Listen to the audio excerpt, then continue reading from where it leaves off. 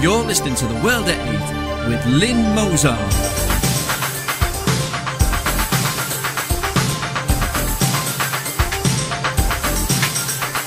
The World at 8, the number one in nationalist news.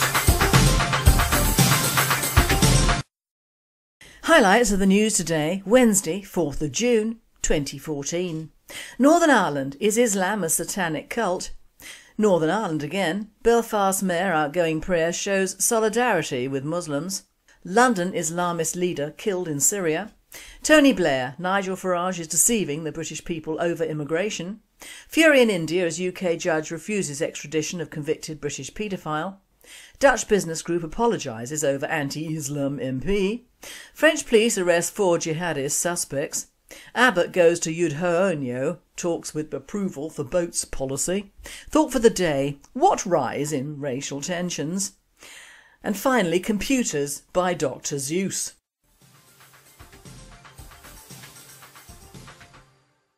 UK news.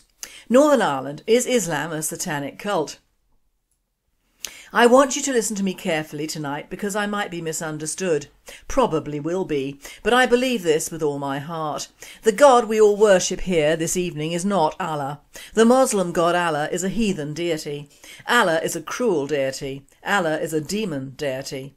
These are the words of Pastor James McConnell at the Whitewell Metropolitan Tabernacle Church in Belfast on Sunday, May 18th, when he delivered his controversial sermon. A politically correct storm ensued. Paul Wilkinson writing for Cherson and Molsky.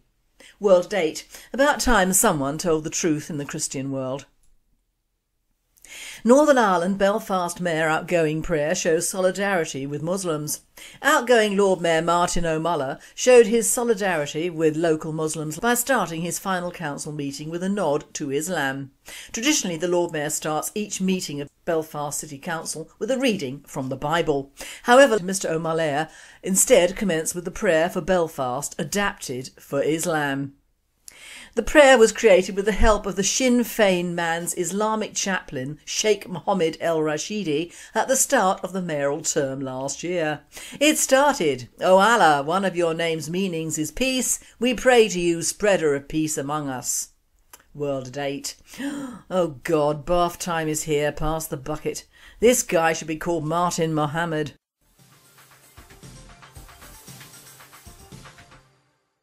London Islamist leader killed in Syria.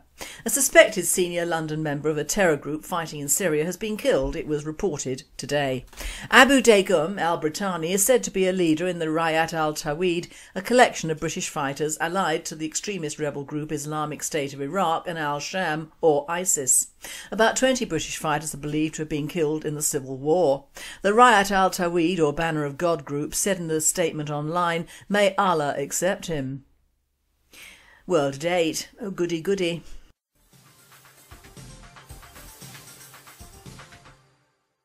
Tony Blair, Nigel Farage is deceiving the British people over immigration. The former Prime Minister says the UKIP leader is fuelling grievances about immigration and it's dangerous for other politicians to pander to such unpleasant prejudices. Nigel Farage is traducing Britain and deceiving voters by fuelling grievances about immigration in Europe, Tony Blair has said. The former Prime Minister said that it is dangerous and wrong for Britain's political leaders to pander to unpleasant prejudices and an attitude which says we don't like foreigners. World at 8. Farage isn't. He is for immigration in all its awful forms, as was Blair. Sherry especially benefits from them with her law practice, taking on hundreds of legally aided migrants in their grievances. Lots of lovely shekels, thank you.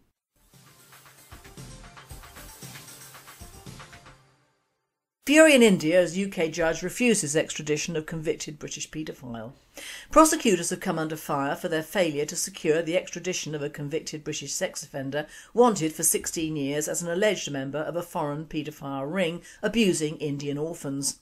Raymond Varley, 66, a teacher from Halifax, is accused of making repeated trips to Goa during the 1980s and early 1990s to abuse children by paying the head of an orphanage where more than 150 boys and girls were sadistically abused and tortured.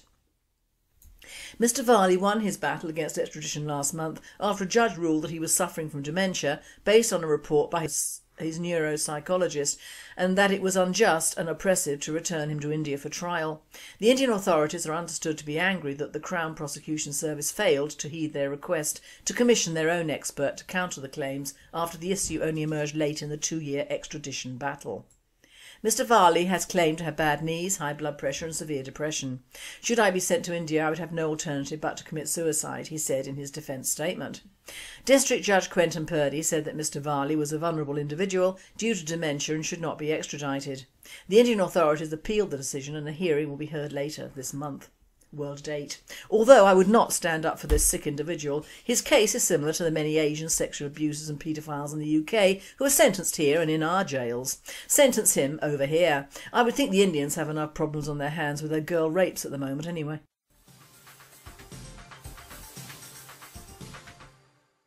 European news. Dutch business group apologises over anti-Islam MP.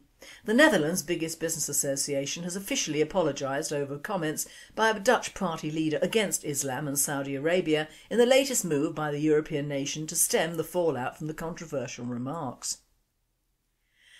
Days after Dutch Foreign Minister Frans Timmermans said he would visit Saudi Arabia to try to prevent trade sanctions against the Netherlands, the VON SCW, which represents 115,000 companies and establishments, including most small and medium-sized firms, said it regretted the provocative statements. It said the entire Dutch business society was completely against the comments, it was reported.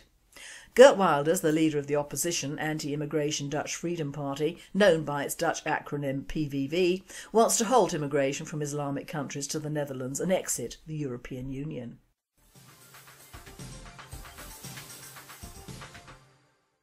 French police arrest 4 jihadist suspects. French police arrested 4 suspects on Monday for allegedly recruiting militants to fight in Syria. The suspects were tracked down to the region around Paris as well as the south of France for ties to a jihadist cell, said French Interior Minister Bernard Cazeneuve a day after it emerged a 29-year-old Frenchman, Mehdi Namouche, was in police custody for links to the murder of 3 people at the Brussels Jewish Museum last week.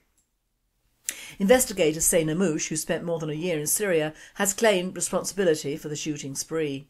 Without providing further details to Monday's arrests, Cazeneuve said there were people in the country recruiting jihadists. World at 8. There are people in all EU countries promoting jihadists under our noses.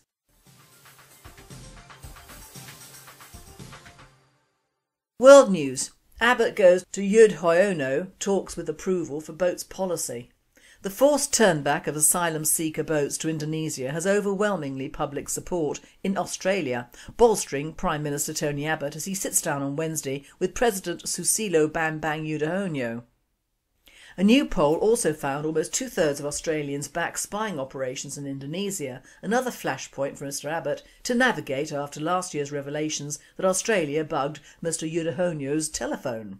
Yet in a surprise result, the public is just about as happy to treat America, or even New Zealand, as an intelligence target, a finding apparently at odds with Australia's strong support for the ANZUS alliance. The annual Lowy Institute survey of attitudes on world affairs shows Australians are again warming to China, if not its leadership. World at 8. Perhaps they can warm to the non-immigration policy that China holds and the profuse second-rate crap they sell abroad as well.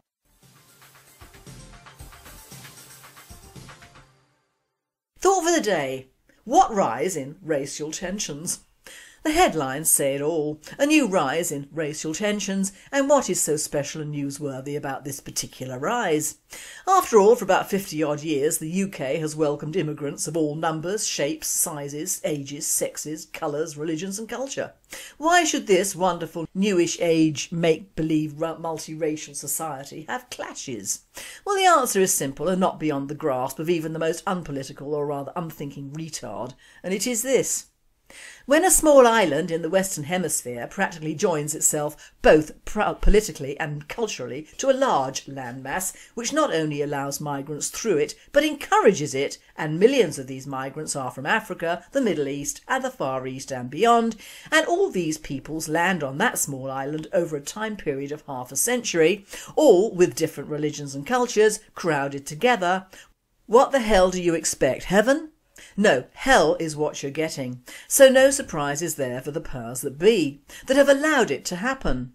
They will just sit back and let the great British sheeples do the dirty, or rather write copious amounts of letters and make protest votes for politicians that have been backing this dirty traffic for years and profiting by it, and think they're solving the problem. And of course they are not.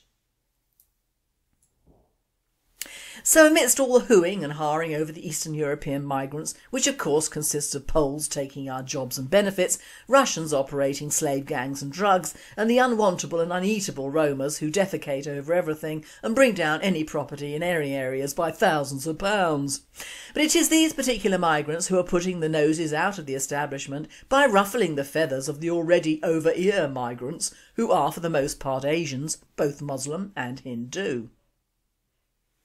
Now of course this is going to happen, and although our Enoch, a brilliant and far-seeing politician and way ahead of his time, got the wrong time, he did not get the wrong peoples. The Eastern Europeans, and I'm ignoring the Romas as they are an Eastern people originally from Asia Minor, and although ghastly, dirty and noisy, they should be put on an island far, far away from any civilisation to do what they want. The majority of European migrants are not bad and of course returnable if we leave the EU. And to make a point, if we do not survive this wonderful financial recovery, they'll sod off anyway to more payable climes. But they are for the most part white and Christian, and this is what our older immigrants cannot stand. They are being hoist with their own petard in a sense, and there are areas in which the Muslim takeover is not completely going their way, as the Poles are superseding them in properties and businesses. Not a thing the average Muslim takes too kindly to, especially not in the UK, which they seem to have adopted as their new Mecca. So we have a plethora or simply too many migrants of differing religions and cultures to integrate, and let's face it, most don't integrate with us, let alone other foreigners. Get real. And another point to remember is that when certain politicians are calling for a reduction in EU migrants, are they including the millions of Africans and Arabs that come from that EU over to the UK? How are these classed? They ain't European, they ain't white, and most are certainly not Christian. But they come or are pushed through some country within the European Union to us over in the United Kingdom. It is going to be a problem in many regions of this country in future, and all the warnings coming from racist parties like us have obviously had no effect at all on the sheeples. In fact, racism has risen since the year in which the British National Party got 12 seats on the Barking and Dagenham councils and reached a new height in 2011 of 38%, which matched the figures of the 80s, which was high, and in those days the media had not excluded any reporting of the British National Party activities, as indeed has been the case for the last 5 years. But it is still rising, and do you wonder? Clearly the establishment are wondering, rather like children who have put several scorpions in a pot and are upset at the result, usually one scorpion and several corpses, at why it happened, or if it could have been prevented, and let's get a committee or review together in a few years' time to parley about it. After all, that's what we're good for in the UK, hindsight on a grand and weepy scale. The puss is securely amongst the pidges here. We have allowed too many of all other ethnicities into this country. Fact. We have attracted mainly the scum who would do anything for money. Fact. We have and are still paying vast amounts of foreign aid to their countries. Fact. We have not planned or allocated certain areas for so-called needed migrants. Fact. We have allowed them into and amongst the general population. Fact. We have not stopped their various religious buildings or feeding habits spreading. Fact. We have allowed them all to buy up entire areas of this country without censure. Fact. We do not monitor or health check any migrant into this country, whether legal or illegal. Fact. We hand out British citizenships like sweets to any newborn with 1 or 2 migrant parents. Fact. We have opened this country up for civil unrest and war. Fact. We have steadily demoted and cut our police and armed forces to avoid racial tensions. Fact. And all of the above could have been avoided in hindsight, just by monitoring and reducing both legal immigration and acting immediately on illegal immigration. Tough love, so to speak. Of course, I'm also implying that foreign criminals should have been deported immediately without trial, regardless of whether they cut up their papers or couldn't speak a language. We have acted like open season on the UK land for years, and now we are belly aching because a few of our early migrants are being put out. Tough, leave with the others and give us all a break. Of course this won't happen. We will as a people go on groaning until the unthinkable happens and riots and unrest break out, with the blame of course going on the far right.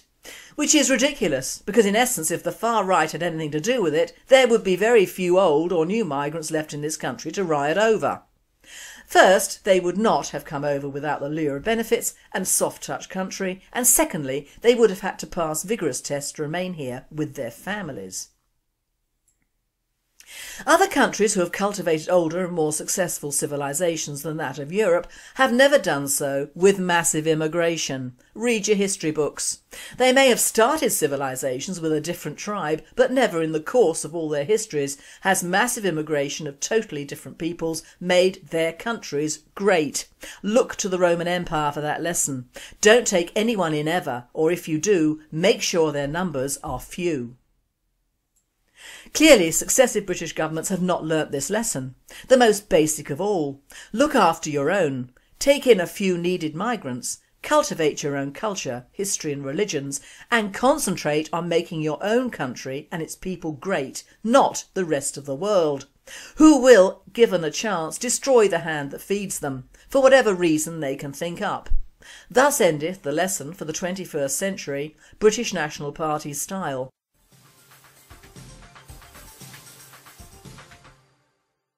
And finally, computers by Dr. Zeus. Why computers sometimes crash by Dr. Zeus. If a packet hits a pocket on a socket on a port and the bus is interrupted at a very last resort and the access of the memory makes your floppy disk abort, then the socket packet pocket has an error to report. If your cursor finds a menu item followed by a dash and the double clicking icon puts your window in a trash and your data is corrupted because the index doesn't hash, then your situation's hopeless and your system's gonna crash. If the label on the cable on the table at your house says the network is connected to the button of your mouse, but your packets want to tunnel to another protocol that's repeatedly rejected by the printer down the hall, and your screen is all distorted by the side effects of Gauss, so your icons on the window are as wavy as a souse, then you may as well reboot and go out with a bang, 'cause sure as I'm a poet the sucker's gonna hang.